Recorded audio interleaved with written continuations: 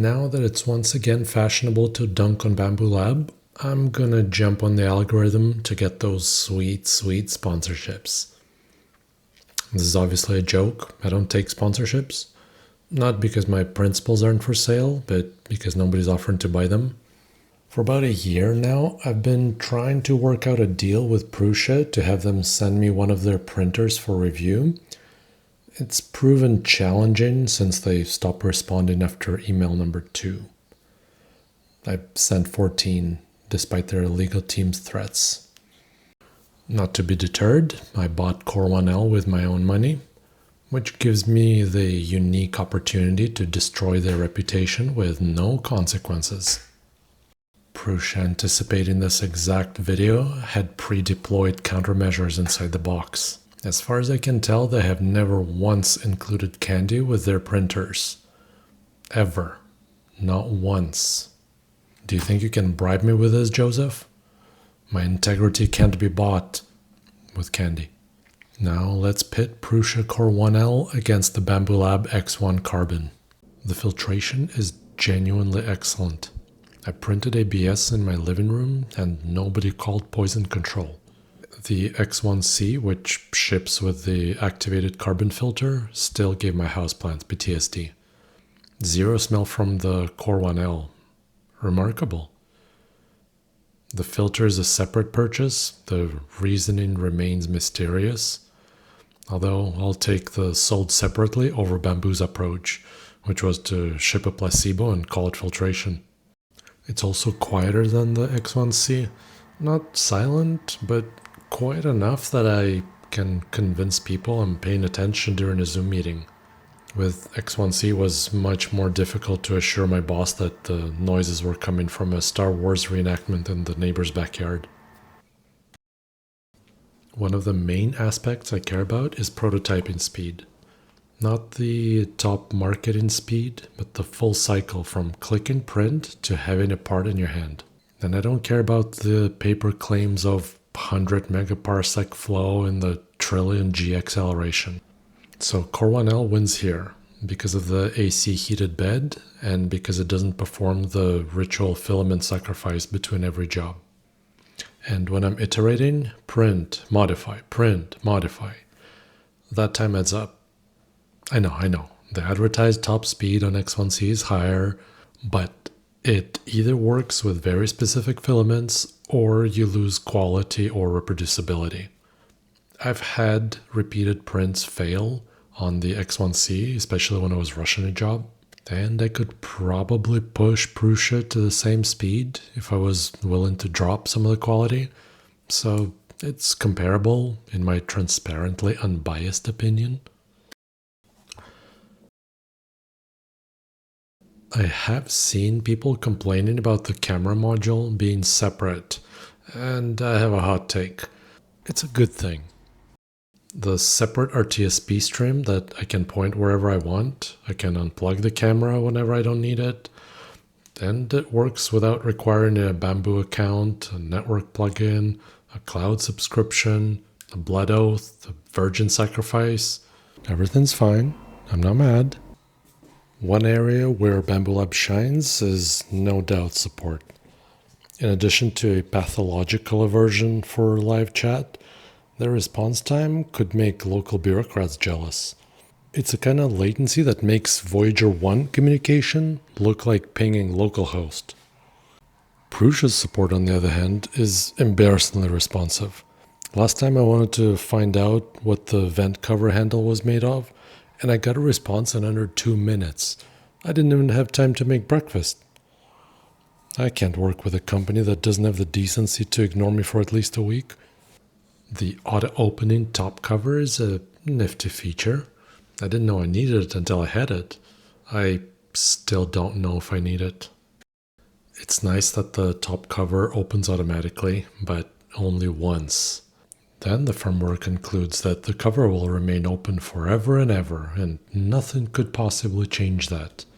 With the confidence of a Victorian physician prescribing cocaine for a sore throat.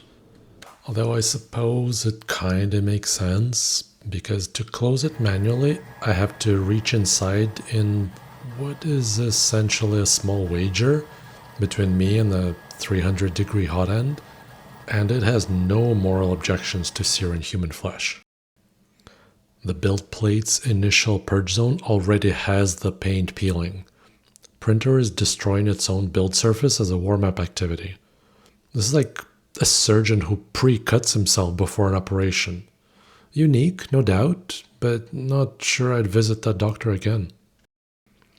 With the same filament, the top surface finish is slightly more rough than the X1C. So when running my finger across it, it feels like someone attempted writing Klingon in Braille.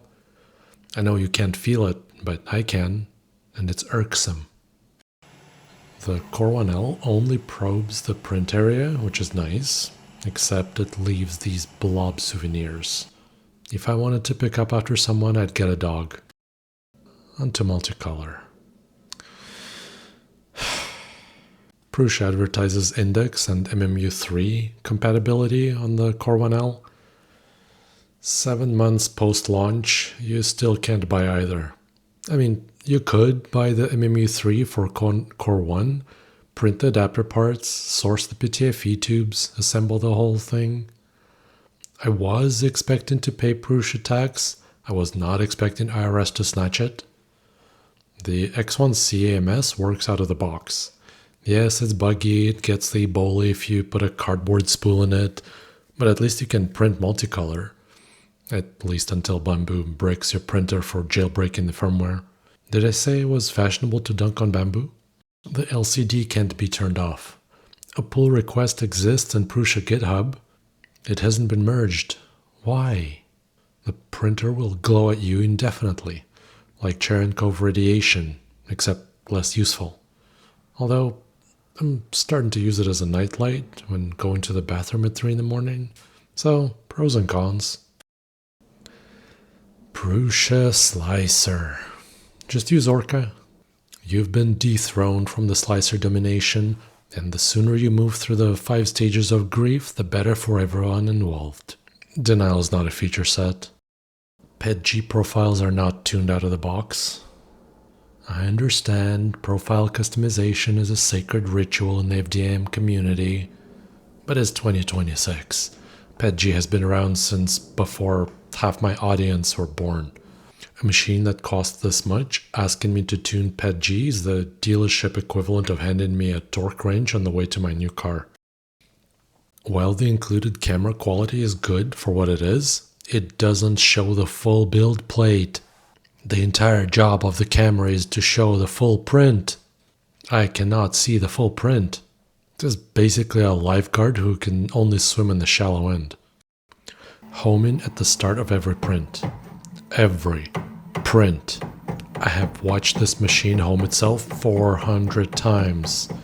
I have started humming along to it. I have given the x-axis a name. VFAs. Look at this garbage. I'm kidding. It took multiple attempts with white filament to find them. And for any practical workflow, this is a non-issue.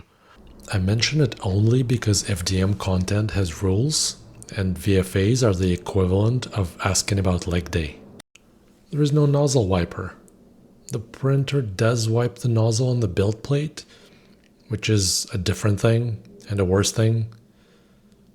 The community has already produced a printable adapter mounts for using a Bambu Lab wiper. When the gap in your hardware is being patched by the industry equivalent of Lord Voldemort, it's no longer rivalry, it's an autopsy. The printer ships with a hardened nozzle. Excellent. It also ships with a high-flow nozzle. Even better. The hardened high-flow nozzle exists. Prusa sells it. They chose not to include it. I'm aware I can swap the hot end and retune the profiles. I'm not doing it for this price. I guess if Da Vinci left half of his commissions unfinished and got paid anyway, Prusa's in a good company. With all of that on record and about to make my lawyer very rich, let's talk about what Prusa actually got right before they send me cease and desist. No, that's Bambu's move. What can I say? The build quality is excellent. robust skeleton, sturdy panels, and I didn't get any cosmetic damage from normal handling. This printer feels like it was built by people who expect it to last beyond the next shareholder meeting, which is apparently a controversial design goal in this industry. Credit where due, the X1C has a fast profile that scales temperatures, fan speeds, and flow as a single dial. Filament bound, obviously. Core 1L has no equivalent, at least not that I'm aware. Head to head, Core 1L is faster for prototyping workflows, while X1C maintains higher top volumetric throughput. So for large continuous prints, it's faster. Which printer to get depends on what you're printing, but it's not Bambu. Perhaps a snapmaker?